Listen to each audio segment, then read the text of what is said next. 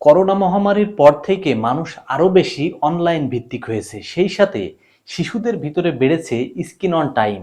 বর্তমানে একটা বাচ্চাকে খাওয়াতে গেলে দেখবেন সে খেতে চাইবে না, তবে তার সামনে মোবাইল, কম্পিউটার, ল্যাপটপ এগুলা দিলে সহজেই খেয়ে নেয়।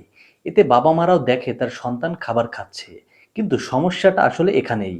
বিশ্ব স্বাস্থ্য সংস্থা বলছে জন্মের পর 2 বছর পর্যন্ত শিশুদের স্ক্রিন না দিতে। এই বয়সে একটা শিশুর মস্তিষ্ক যেভাবে বিকশিত হয়, সেখানে স্ক্রিনের এই ঝলক এবং অতিরিক্ত ভিজুয়াল সিগন্যাল তাদের মনোযোগ এবং ঘুমে ব্যাঘাত ঘটায়। এছাড়া আমেরিকান একাডেমি অফ পেডিয়াট্রিক্স সুপারিশ করেছে যে 2 থেকে 5 বছর বয়সী শিশুরা যেন দিনে সর্বোচ্চ 1 ঘন্টার বেশি স্ক্রিন না দেখে। তবে 1 ঘন্টা স্ক্রিন টাইম এমনভাবে হওয়া উচিত যাতে শিশুর ঘুমের সময় বা খেলাধুলা করার সময় শারীরিক কাজের ক্ষতি না হয়।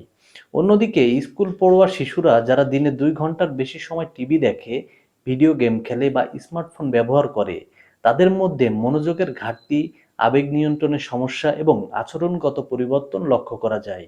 এই বিষয়গুলো বাদেও একটা বড় ঝুঁকির কারণ হলো, যেটা অভিভাবকরা বুঝতে পারে না, যে স্ক্রিনে আপনার শিশু কি দেখছে।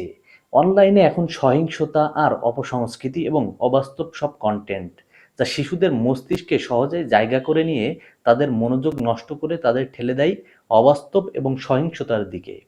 আপনার শিশু কোনো সহিংসতার শিক্ষা পাক, কোনো অবাস্তব কন্টেন্ট তার মনোযোগ নষ্ট করে, যদি এমনটা নাই চান তাহলে আজ থেকেই সাবধান হয়ে যান। সবাইকে ধন্যবাদ।